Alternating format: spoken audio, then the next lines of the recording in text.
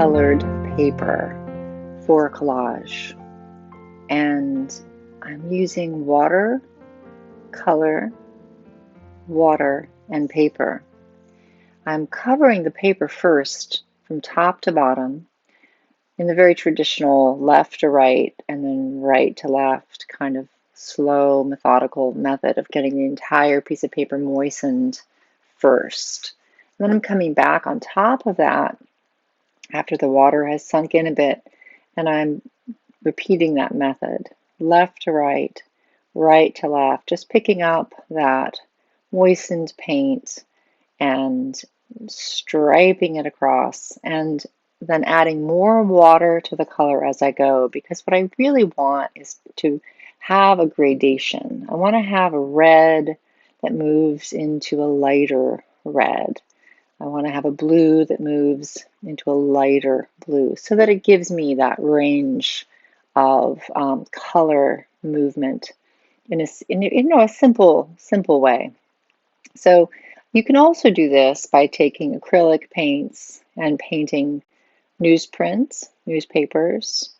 You can take old watercolors that you decide you want to discard and aren't quite working for you. You'll see later that that's what we do to make a collage. But I like to begin by making colors that I'm going to eventually work with. And as I'm working with the colored paper process, I'm also just sinking into being grounded. So when I go into tearing the paper to make a collage, I'm ready. I've been sort of feeling my way through the colors that I have. Here I've chosen a couple of scraps of old watercolors that I was experimenting with techniques with, and I'm tearing them and layering them one on top of the other.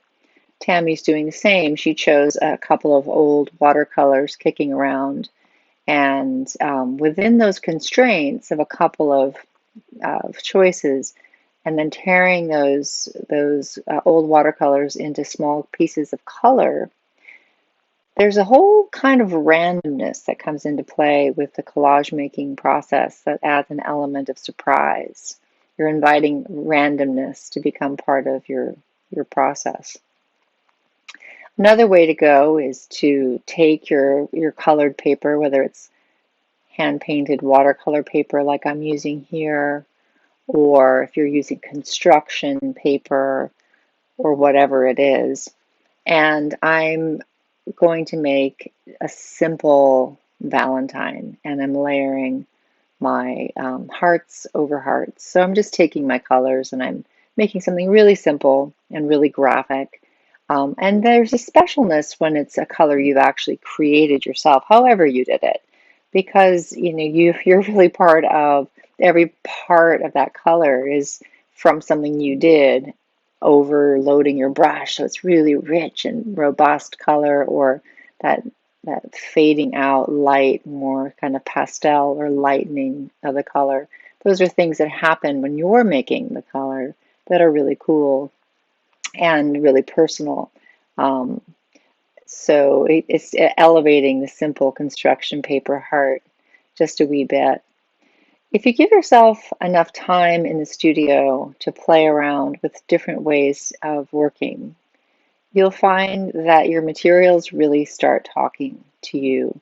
When I was looking at this blue piece of paper that I made, I really didn't want to cover it after I had gotten started because I was just so fascinated by the elegance of that simple gradation as it moves from light to dark.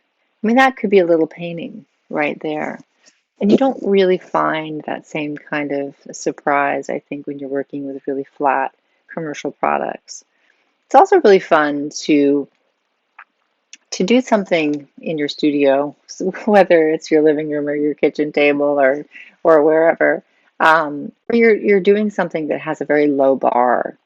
You're setting yourself up to make a simple Valentine, and exploring collage techniques, which is essentially torn paper or cut paper, glue stick or glue pot, and a small surface, the shape, the size of a greeting card.